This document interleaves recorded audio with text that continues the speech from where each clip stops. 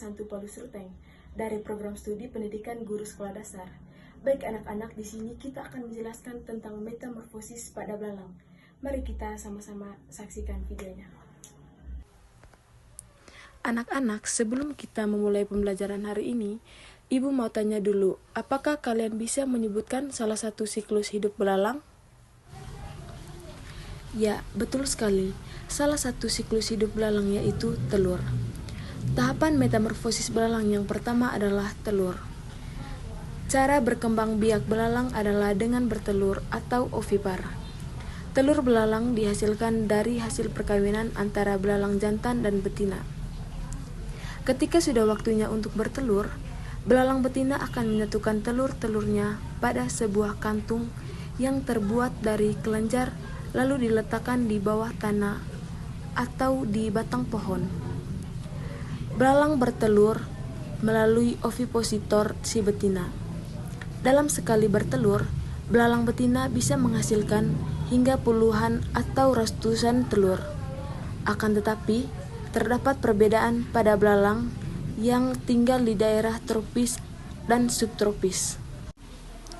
Pada belalang subtropis, biasanya meletakkan telur-telurnya sekitar 2-4 cm di bawah tanah agar telur-telurnya tersebut tidak hancur atau mati ketika musim dingin.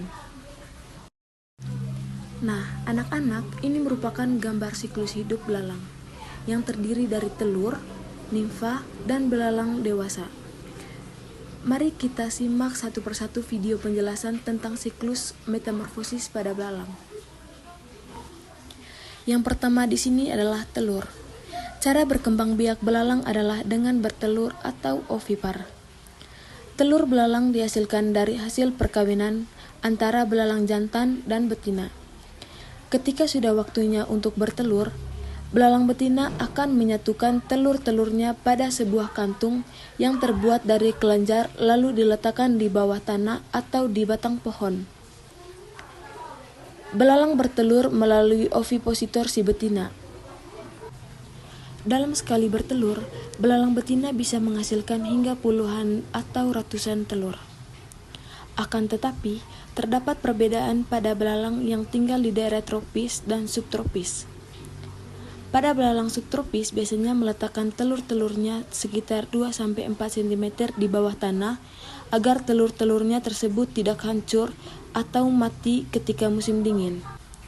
Sedangkan pada belalang tropis, mereka meletakkan telurnya di batang pohon atau di bawah tanah dengan tujuan terhindar dari para predator. Yang kedua adalah nimfa. Nimfa atau belalang kecil akan memakan daun-daun yang ada di sekitarnya untuk bertahan hidup dan kemudian akan berganti kulit hingga 4-6 kali.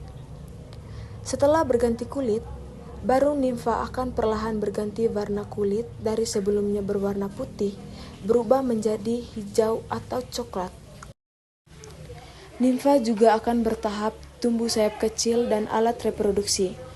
Pada fase ini, nimfa membutuhkan waktu antara 20 hingga 40 hari hingga menjadi belalang dewasa. Tanda nimfa sudah mulai memasuki fase belalang dewasa adalah mulai munculnya sayap utuh pada belalang. Akan tetapi, waktu yang dibutuhkan pada fase nimfa juga ditentukan oleh kondisi cuaca, tempat nimfa tersebut tinggal dan berkembang biak. Yang ketiga adalah belalang dewasa. Setelah melewati fase nimfa, kemudian serangga ini akan memasuki fase belalang dewasa. Tanda nimfa sudah menjadi belalang dewasa atau belum adalah dengan melihat pertumbuhan sayap dan alat reproduksinya.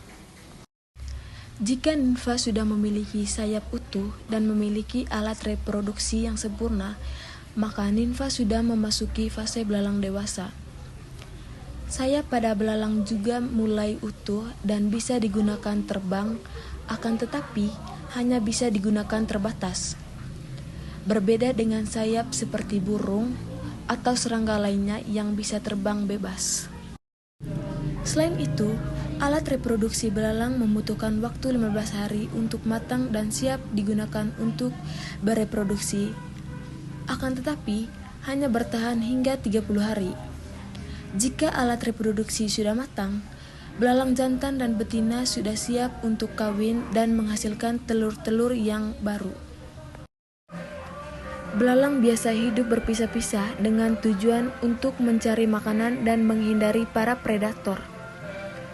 Umur dari seekor belalang hingga 12 bulan. Terhitung dari saat menjadi telur hingga menjadi belalang dewasa.